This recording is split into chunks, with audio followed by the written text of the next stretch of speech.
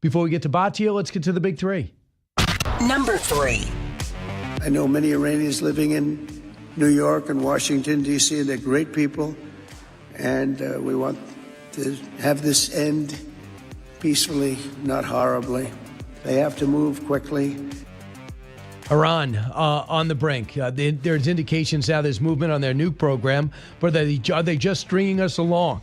And is it in fact true that they've gotten an offer from Stephen Witkoff that they are considering?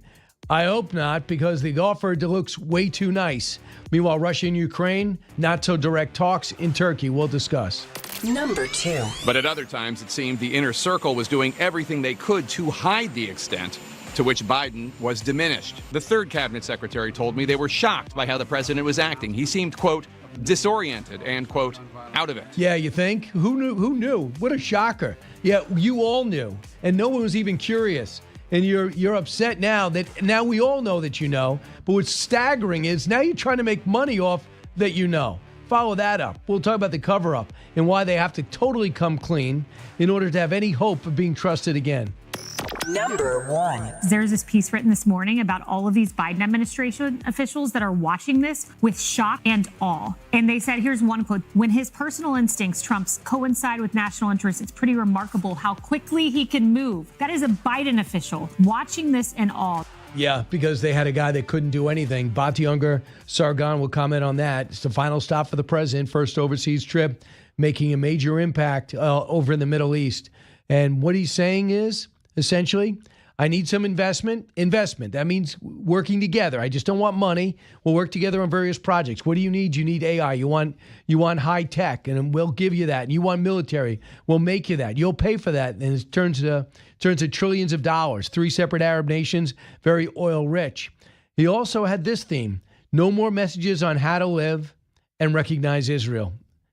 That, along with some surprises, is a typical Trump trip. Batya, how would you rate the president's trip? Thank you so much for having me, Brian. It's so great to be here with you. I think this was the most momentous foreign policy speech and visit of my lifetime.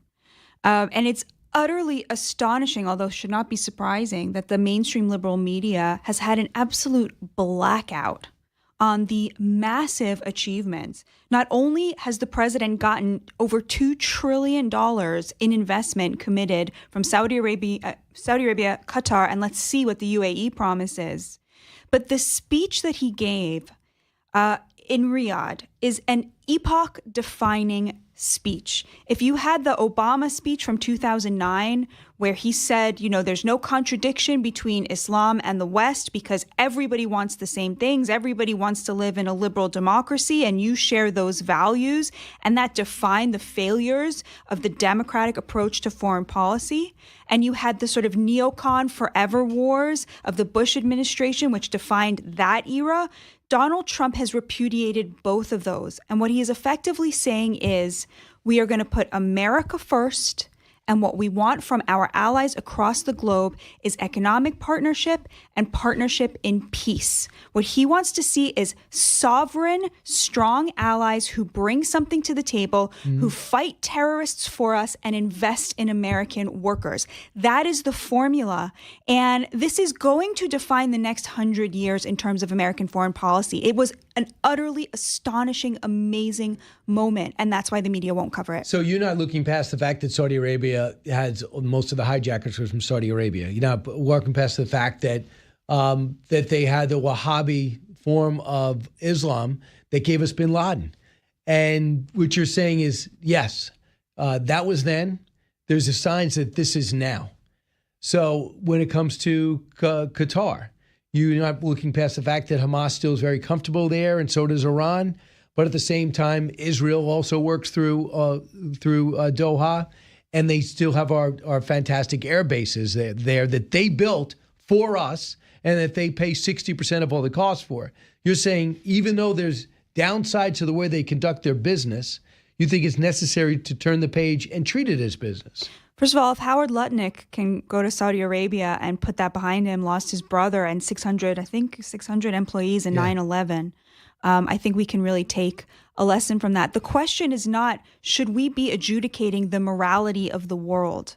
The question is, how can we put America first. And that means, by definition, respecting the sovereignty and the values of other countries, even if they are not ours, which they definitely are not. I think Saudi Arabia has made tremendous strides in the last few decades. They clearly want to be part of a more westernized world. Although MBS does. MBS does. His Vision 2030 plan for Saudi Arabia, which is how they are going to remain solvent, depends on it. Of course, Qatar are state sponsors of terrorism. I don't want to diminish that. I don't think we should have an air base there. I don't know why it's there. I think there are many other places that would be a better place for it. I don't like seeing them as a major player on the global stage. But what I do like to see is them coming to Donald Trump and showing him respect and vowing to invest in the American worker.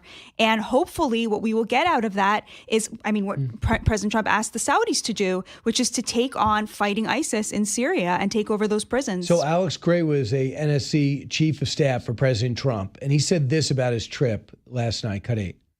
We spent 25 years with American politicians only thinking about the Middle East in terms of conflict and chaos. Yeah. And you have Donald Trump bringing an entirely new perspective, which is let's make the Middle East something that can be viable, commercial, that can be prosperous, that can be peaceful, and that can further America's strategic and economic interests. Not just a place where we expend resources and lose lives, but a places where Americans can help make the region prosperous, and we can actually make some money too. And this is he is seeing a win-win Middle East for the first time in decades. And that's exactly what we want from our president, strategic foresight. And also, he's building up personal relationships. And I think even in today's high-tech age, you can't put a price on that.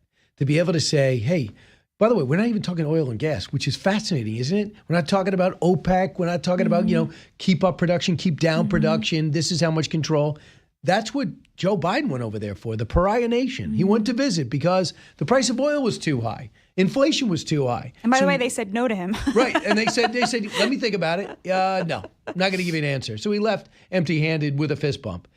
So now it's a phone call. It's a relationship. It's not necessarily leverage. What is going on over there? Get somebody on the phone. Who are the players? So I think the president knew these people before, but now he knows them a lot better. And we'll see what happens, especially if they start going through. What I found out, Batya, is I don't have the resources to be able to find out if they're going to fulfill their promise. But I guess they only put in $90 billion and they pledged $100 million. There's a lot that they didn't do that they pledged to do. First of all, ladies, get yourselves a man who looks at you the way MBS looks at Trump, okay? That's all the and vice versa. Smile. Yeah, although I have to say I feel like it was more going in one direction. But yes, that bromance is alive and well.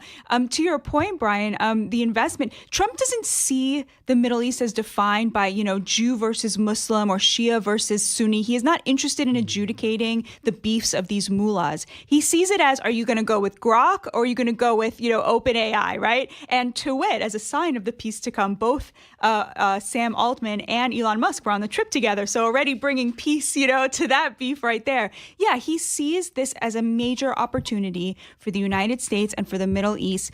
Peace through strength. And as Katie Pavlich keeps saying, peace through commerce. Right. So what is your take? Iran is something different. We have to get them to totally dismantle and not spin their centrifuges and not enrich uranium. Simply can't be done. We all know they don't need nuclear power. Here's what Ali Shabkhani said. He is an aide to the Grand Ayatollah. This we said to Richard Engel. It looks like they're considering doing something in Iran. Cut 20. Today, we sat down with Ali Shamkhani, the military, political, and nuclear advisor to Iran's supreme leader. He said Iran also wants a deal. Yes, we are ready. Shamkhani is one of the few people in Iran authorized to speak about the sensitive negotiations. We can definitely have better relations with the U.S. Your thoughts? It's a really interesting moment. Obviously, Iran cannot have a nuclear weapon. Trump was very clear about that in his speech. He also called them thugs. He said that they are responsible for much of the bloodshed in the Middle East. They're trying to kill him still. They're still trying to kill him. He's such a forgiving person, by the way. I would not go and make a deal with people who are trying to kill me or had tried to kill me in the past. It all depends on the details here.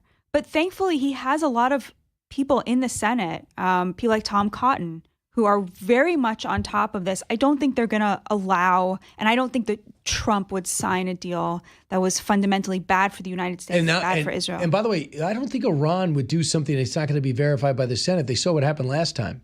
They didn't like that deal. I'm not sure if they actually liked it or not, but it didn't get verified, and the new guy comes in and just rips it up. So they might be like, I don't know how this democracy works, but unless it passes the Senate, why would I sign something that it's not? So that's why I think when a bunch of senators, 70 senators come out and 40 senators come out and said, no nukes, period, dismantle it, it means a lot. Now, the other thing is Putin doesn't show up to a meeting that he called today in Turkey, but Zelensky does. Where do these negotiations, how do you see these going?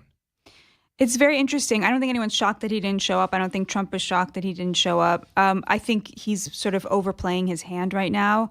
I don't think Trump is going to look kindly on that. He's given him a lot of leeway. He's given Putin a lot of reason to believe that Trump is going to be a fair arbiter here, whatever that means to Putin. And I think that this is he's coming to the end of the road of Trump's patience. It is, but I don't want them to walk away. I just think it's in our interest to make sure that we back up our ally. Chuck, here's Trump kind of covering for Putin a little bit. Cut 32. Nothing's going to happen until Putin and I get together, okay? And obviously he wasn't going to go. He was going to go, but he thought I was going to go. He wasn't going if I wasn't there. And I don't believe anything's going to happen, whether you like it or not, until he and I get together. But we're going to have to get it solved because too many people are dying. So he's trying to say, well, I didn't go. It's on me. Because he does not want to, if he comes out and says, this guy blew it, I gave him every opportunity, he feels the negotiations are over. J.D. Vance wants to drop these negotiations now. Just give him the little sliver of hope. He'd love just to cut off Ukraine. Yeah, I think from the president's point of view, he has always seen this as sort of a proxy war between the United States and Russia that he and the American people did not want to be in and got kind of dragged into because of Putin, obviously. But so from his point of view, the people with the cards, as he would say, are the U.S., without whom Ukraine cannot continue to fight, and Russia. So it makes sense that, from his point of view, obviously Ukraine is a stakeholder, major stakeholder, half of it here, but he sees this as something that he can solve with Putin on behalf of Ukraine. I hope so, because it's really coming down to it. Like the president said, I'm losing patience. I don't want to spend any more time on this.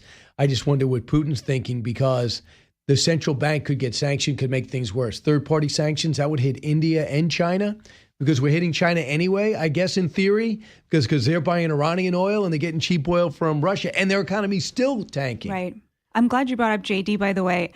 I do think that there is more daylight between JD's foreign policy, domestic policy, and President Trump's, and, for example, Marco Rubio, who I think is much more aligned with the president's foreign policy. And I think this is going to keep being more and more interesting to watch as we get closer and closer to 2028. And, some have speculated that Noam, Trump's liking that there's a little bit of a debate between his two higher-ups when it comes to foreign policy. He's actually using his vice president. His vice president's doing a ton. Yeah. Batya, you going to stick around? Sure. All right, a few more minutes with Batya Ungar-Sargon right after this when we come back on the Brian Kilmeade Show. It turns out that Joe Biden wasn't all there during his term. This really caught me by surprise. Give me a second to regroup.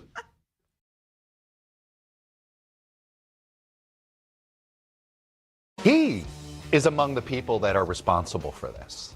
The leaders of the Democratic Party, the staff of the White House. And I have to say, I find everybody now talking to these authors, get out of here. Go home. You're part of the problem. Now you tell us. So I find, the reason why the Democratic Party has less credibility today, because of this distrust. You go home. Chuck Todd, you were hosting Meet the Press during the entire time. Are you nuts? You want them to go home? You quit or you got fired. I'm not sure. But Batya, are you kidding? Batya Ungar-Sargon is here. You go home? It's Chuck. Are you kidding? He's as complicit as anybody. This whole thing is so infuriating because what they're effectively doing is to get themselves off the hook. They are just basically humiliating Biden again, putting it all on him when they were the enablers, they were the liars, they were the gaslighters. Like, it was Jill Biden's job to protect her husband's dignity. She's not the villain here. So, Batya, it's like this. Imagine Bob Woodward. I went up to Nixon. I said, did you have anything to do with Watergate? He said, no. So I said, oh, there, what do you want me to do? Okay. Yeah, you're right. I wouldn't do a follow-up question like, well, we got tapes. So everybody knows that Joe Biden's failing in front of the camera. He refuses to show up, can't run cabinet meetings. You see the note cards, the scripted questions that all these things. They don't ask any questions, and now he's telling just Jake Tapper to get out of here? Meet the Press was willing to conclude that Donald Trump was working with Russia to overthrow our government, right? Because we're putting two and two together, but they can't put together forensically Joe Biden's failures. Everything about this stinks. The people who wrote it being the very people who covered for him, giving cover still today to all of their sources, not naming a single one. And it's because all of the Democrats are on board with this. They want to put the whole burden on Biden and move on. But here's why I think Republicans should love this. Just so for people to know that Batya is saying that the cabinet members are on the record, but just not their names. Exactly. So cabinet members making the statements, but don't put my name down. Cowards. Exactly. People who will keep working in the Democratic Party and in Democratic Party politics. Here's why I think Republicans should love this, though, because this is not just a cover for the party. It's a cover for the fact that they have no agenda. They're acting like the fact that Biden was failing in terms of his, mental acuity is the reason they lost, when the reason they lost is they have nothing to offer the American people. So let them do this. I mean, that's a drill down. I mean, I know you can let them have this. Let them have their moment. But your thoughts, because you go on so many different shows from Bill Maher to CNN. What are your thoughts about how they think Trump is doing compared to the way they were portraying him before? Do you think they know he's doing a pretty good job? Or do you think they really think he's unhinged? I think they know. Yeah. It's hard to say. I think they know. They know because the polling shows, on the economy, people are worried right now, but on immigration, on leadership, and you know what? In 6 months, people are going to be thrilled. Thanks so much, Batya. Thanks, Brian. God bless you.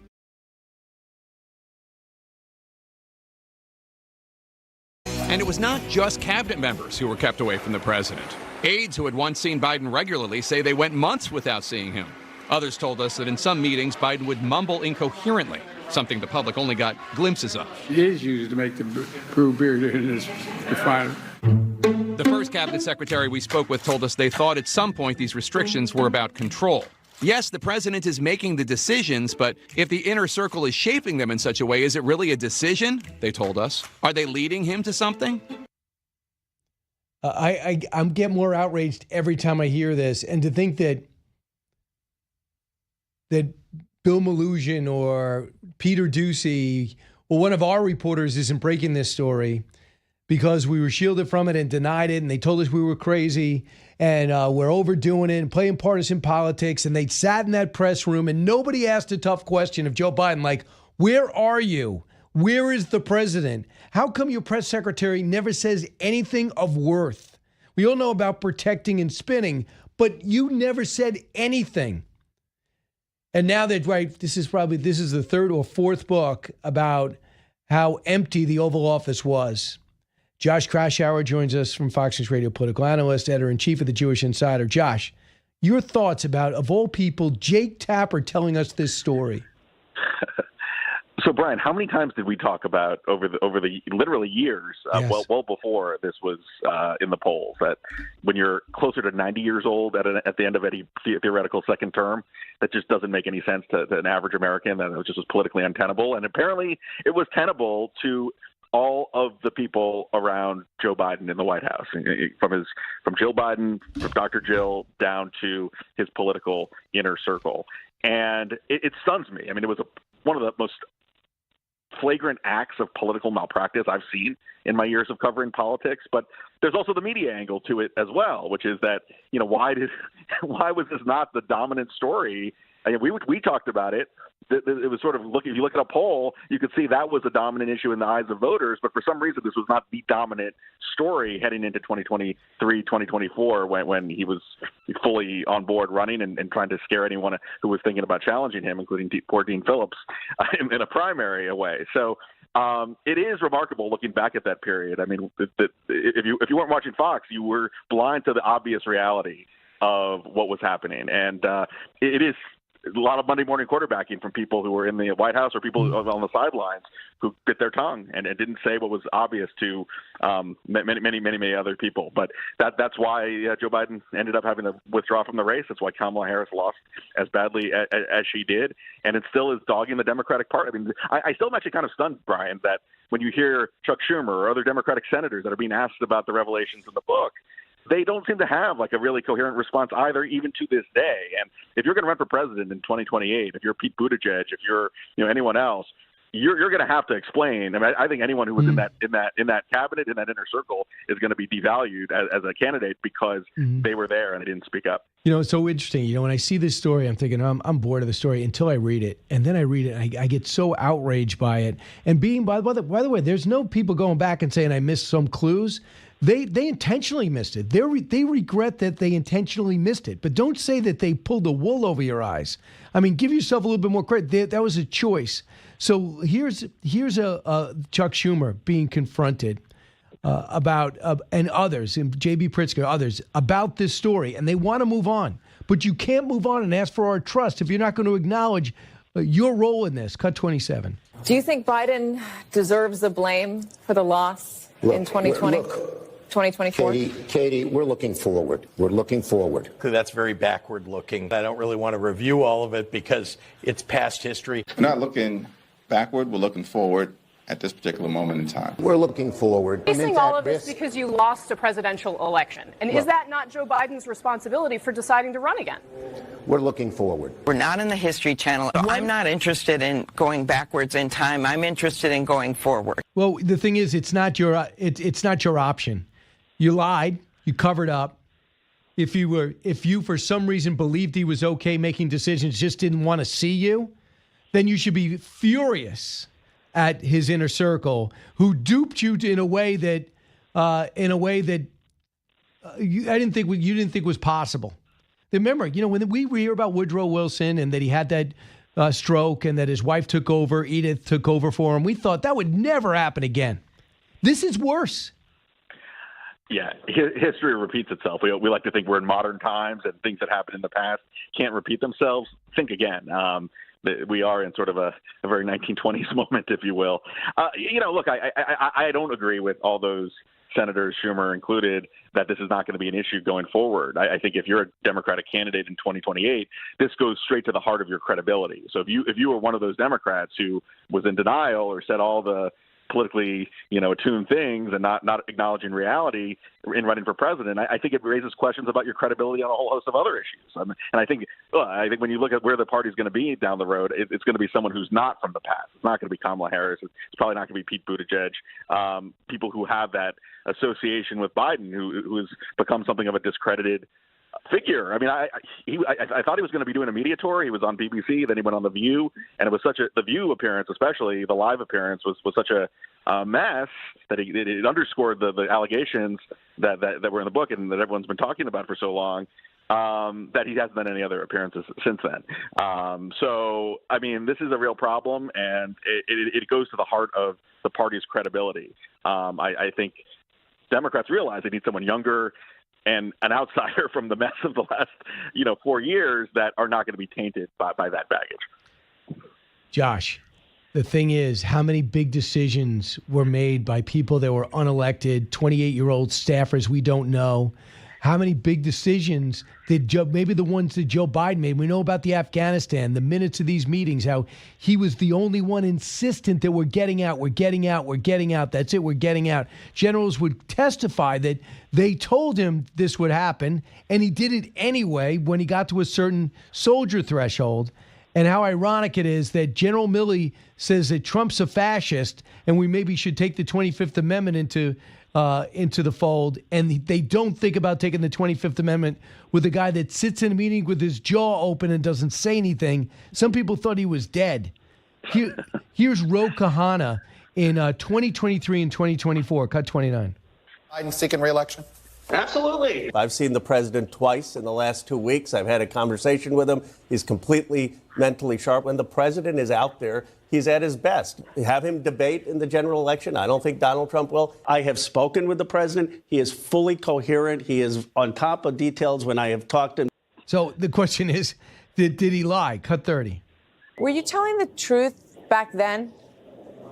I was. I have met him a few times at public events, and he was. But of course, I didn't have the full picture. I mean, I met him maybe 2 times on rope lines and at public events. And I do think it's important that, given what has come out, that we take accountability. Obviously, he should not have run. We should be clear to say that. Obviously, there should have been an open primary. And I don't think that's very difficult. Democrats should just be straight up that he should not have run now that we know all of the facts. See, they're missing the point. He was going to lose. But the thing is, he shouldn't be in the office when he was clear he couldn't do the job, and there's so much at stake. Think about the mess that we're in, the weakness that China was able to observe. Russia saying this opportunity, seeing what happened with Afghanistan, hearing that the inflation was transitory. Instead of saying, well, that president has got this report card like Jimmy Carter or Ronald Reagan. Instead, we say we had no president. Who was making those decisions? Why are we in this mess? What else aren't you not telling us? Well, and I think one part of the story, which I think is also the media part of the story, there was a candidate running, a very respectable candidate, a swing district Democrat by the name of Dean Phillips, who had a message that there needs to be a change, generational change, and also he was running specifically on concerns about Biden's acuity and health. And not only did he obviously get rejected by the Democratic rank and file and was sort of pretended that he didn't exist, but look at the media coverage of Dean. There was virtually no coverage. Dean Phillips was essentially blacklisted from a lot of the airwaves because that message, they didn't want that message. They didn't want Trump to get elected, didn't want that message to be heard, and ultimately did the Democratic Party a disservice. Dean Phillips' message was ahead of its time, ahead of the curve. It was really in line with where I think a lot of Democratic voters were, even Democratic rank and file voters saw this, and yet his message was sort of, suppressed, and that's a shame because that people are saying the obvious now, but they had an opportunity to do so when there was an open chance at a primary, and they suppressed that message. They did, and we'll see now. Jake Tapper, of all people, said I could have done a better job of finding out. Really? You saw that interaction with Larry Trump when she brought it up. He basically scolded her. How dare you bring that up? You're not qualified to talk about Joe Biden's mental health. Anybody was qualified to tell about Joe Biden's mental health. And the thing is, you just don't have any trust. So unless you're going to come out there and admit your role, you look the other way. I also look at that press room. How many times Peter Doocy made him name for himself? He asked good, concise questions that we were thinking. But nobody else said, I demand to see the president. He doesn't do interviews. He never comes out. He doesn't seem to understand what's going on. We don't know where he is. The press room didn't even demand that. Compare that to a Trump. He's literally on television 10 hours a day. He'll have fights with world leaders in front of the press. We didn't see this guy ever. Yeah, and it became very apparent, especially towards the end of the last year or two of the presidency, where Biden's appearances were few and far between. And as this book documents, and as we talked about at the time, there was a little bit of reporting at the time that I think it was Alex Thompson who wrote that his schedule is like banker's hours from 10 to 4, right? I mean, it's not. We always talk about what happens if there's a 2 a.m. phone call that a president needs to deal with. Well, apparently Biden was not at full speed outside of banker's hours. I'm ready. I'm ready. He couldn't handle a 10 a.m. call. So, Josh, I want to move on to the president's trip. So impactful, obviously a thick agenda. He's working 20 hours a day. Time zones haven't affected him. You've seen the pomp and circumstances. He had a 15-minute speech, ends up being an hour speech today. Then it's on to his third country. Your assessment of what you're seeing? Well, look, I think this is a very significant trip, especially when it comes to what the Trump administration's foreign policy in the Middle East is going to be like for the rest of the term. Trump is talking about business deals. He's talking about a new start to the region, but there's also a lot of really hot conflicts that are taking place. There's negotiations over Iran's nuclear program, which I think there are a lot of concerns about, and there's a question whether Trump is going to try to strike a deal at all costs or take a more muscular and tough approach as he did in the first term. There's questions over the Houthis, and they still continue to be a menace in the region despite the fact that we're not going after them anymore. There's a question about Qatar and its role, even though Trump had a pretty chummy visit. They play a pretty negative role in a lot of spaces, including in their funding of things here in the United States. So I think there's an opportunity. There's a lot of opportunity for diplomacy and business relationships and a new start that Trump certainly was highlighting on the trip. But there's still a lot of conflicts taking place, behind the scenes, or not necessarily behind the scenes, but right front and center. And how those situations get resolved or not resolved is really going to have a lot to do with how this trip is remembered. Your thoughts about recognizing or lifting sanctions on the Syrian government? Look, I think I think in theory that it makes sense to as Ronald Reagan famously said, trust but verify. That there has been some cautious optimism about the new Syrian government, even though its leader was once affiliated with Al-Qaeda. But I think that the worry, based on some of the reporting I've seen, is that this decision was made without a lot of consultation with the national security team, with a lot of the experts that they wanted to actually get things out of the Syrian government. That you're not going to support terrorism. You're going to punish people who are the jihadists still in the country, and be more aggressive against those factions. I think Trump probably could have been taking it, and I know there was Carolyn Leavitt sort of laid out sort of what they were looking for, but I don't think those things were actually signed and conceptualized as part of a deal. So they seem to have removed the sanctions without getting a whole lot in return. I think it's normal to kind of want to work with the Syrian government that seems to be more sane than its predecessors, but there's a lot of trusting that has to be done and a lot of verifying that probably is essential before you do the trust. I think what's interesting, I want you to hear what Moaz Mustafa said. I don't know if you've dealt with him before. He's Syrian, but lived here for a while. He's an American now, but has been going back and forth with this new government. And he's, Trey Yingst has benefited from his contacts now that you can go into Damascus. He's with the Syrian Emergency Task Force. He is thrilled. Cut 13. Incredibly significant, the decision and the meeting. The President of the United States, in his first term and in this term, was the only American president between three different administrations, Obama, Biden, and President Trump, that actually did anything to stop the chemical weapons attacks against the Syrian children, to pass legislation that's like the Caesar Act to hold these war criminals accountable and push back against Iran and Assad and Hezbollah and Russia. And today, what President Trump has done is now kept Syria away from China, Russia, Iran. It is now helping make sure Syria is an ally that will be an important and influential ally of the United States. I mean, they don't control all of Syria yet. He's got a small port. He doesn't have all of it. But your thoughts about his assessment? Well, I'm cautiously optimistic. I think Israel is a little more worried about, especially on the southern border of Syria, where there have been some war crimes potentially against the Druze population there, and worries about the Golan. So Israel's a little more worried and concerned, even though I think there is some degree of hope that there's a new era in Syria. And then there's also the Kurds in the northeast who are also wary about the new government. So I think it's a very a lot of different tribes, a lot of different groups in the country. It's really going to be challenging to keep them all together. I think there have been some very encouraging notes, but I think the question is, you want to get guarantees before you lift sanctions, or maybe lift some sanctions and then see what happens down the road. And there was a lot of optimism. I hope the realities on the ground match that optimism. I just want the Russians out and the Iranians staying out. That would be a huge benefit. Then the Russians virtually be out of the Middle East. It would be amazing. Josh Kraushaar, thanks so much. Thanks, Brian.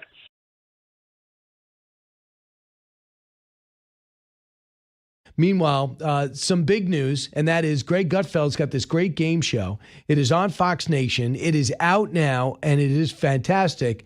It's called Greg Gutfeld's What Did I Miss? We're going to talk to Mike Brown, who was the winner, but they were basically holed up, locked out of the news for a long period of time, and then quizzed on what actually took place.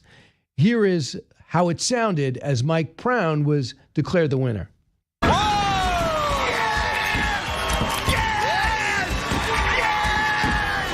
my God! Excellent work. Yes! Nicely done. Thank you, sir. Thank you very much. I'm glad you picked me up. Yes! That was crazy. Did you know that was the right one the whole time? Oh, he's breaking down. Mike is crying. I get it. Deep breath. Okay. Deep breath. You deserve it. You deserve it, Mike. That was crazy. If I were Mike's wife and I was just watching backstage of you crying over me, I would be so turned on. How you doing, like, buddy? why'd I bring these kids here? How you doing? So that is Mike Brown, winner of the Greg Gutfeld. What did I miss? After being away from his family for a long period of time, a construction worker from Newcastle, Indiana, pursuing a career in music and entertainment, took a shot with us on Fox Nation and ended up winning. He's got 4 kids, 19, 16, 13, and 7. And he and his wife been married for 22 years, and they took a break so Mike could do this show. Mike, welcome.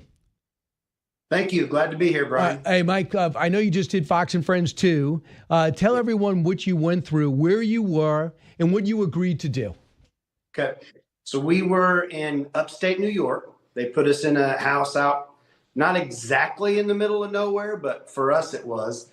And we agreed to be separated from family, technology, phone, communication, television, be separated from everything, totally disconnected for 90 days, and try to build relationships to a degree with the 5 people that were originally in the house and get along, even though we had some differences, and then come out and work together and build a pot up on the game show and hopefully have somebody, well, not hopefully, but have somebody win. And it ended up being me. How much did you win? It ended up being a total of $29,000. Wow. And you said you're going to donate 10% to your church. Why? Yes. I'm being a man of faith and a family of faith. We always try to give God the first part, so he'll get his part, and we'll enjoy what's left. Yeah, absolutely. So plus music is tough to make. The most talented people, it's a tough business. Absolutely. And that's what you're doing. How hard was it to be away from your family? What did you find to be the toughest part? So the toughest part, definitely being away from my family. I missed my son's 16th birthday. Wow. Valentine's Day with my wife. Like I told others, that was the first one apart in 22 years. So all of that was tough because we're together a lot. We try to do a lot of things together. We're separate just on little trips every now and then, but not that long. I would say not just being away, but then because you're by yourself and the way the isolation was, and I was the oldest, ended up ending the show being the oldest. I went into it with a little different perspective. So especially a lot of people my age, you hear them sometimes talk about, I wish I could do this over, or I wish I could reset my life, or what I wouldn't give to, have a second start. And so I went into it thinking I'm going to really review my life and look over it. And you slow life down so much that the blind spots that you normally ignore, because we all got them. Life moves so fast, you just don't have any, you don't take the time to address them. And the hardest part was looking at all the things that I needed to change and to accept the responsibility that I'm my own biggest problem. Really? So instead of just trying to win as much money as possible during that time, you do use that as a time of reflection and personal growth. So whether you won the $30,000 or not, you benefited. Yes. Oh, absolutely. 100%. So first off, about you, Mike, like for me, it would be torture because I actually love following the news, the storylines. I have to for work, but I love doing it. For me to be isolated for that time would be tough. Did you have a fundamental knowledge of the news and understood where a lot of these stories were going? The election and military and assassinations and things like that? Yes, I did. I don't follow the news quite like you do and some others, but for years, I've really tried to be involved and be more educated, especially as a Christian. I think a lot of Christians are ignorant to what's really going on. And so I think I've really tried to push myself to understand as much as I can all these different issues. So I was aware of what was going on before we went in, which I kind of held on to and reviewed in my mind throughout the time, just to kind of have hopefully a little bit of that help when we started getting the questions. Right. And you had some comedians in there. You had Kat Timpf in there. And Jamie Lissau was in there, and you had to ask questions, and you guys had fun. Here's an example, cut 39. You think we're in like a war? I think they would at least let us know. No. What? This show would still go on. They would not let us out of here. Not a chance. If 48 states were at war, we would still be here. What if we have 51? Oh, yeah. What if we have 51? Canada? What if we have 51 states? We took Canada over now? I think Greenland is more. So we're going to have 52? There is some unlikely things that happened in the Trump era. If I was to tell you that we're going to threaten Greenland, to take Greenland and the Panama Canal, you must have thought, well, that's a joke. Well, that's what happened. Are you going to say, are we going to threaten to make Canada the 51st state? Well, that's not true. Well, it is true. So some of the stuff that's happened must have stunned you. Anything in particular?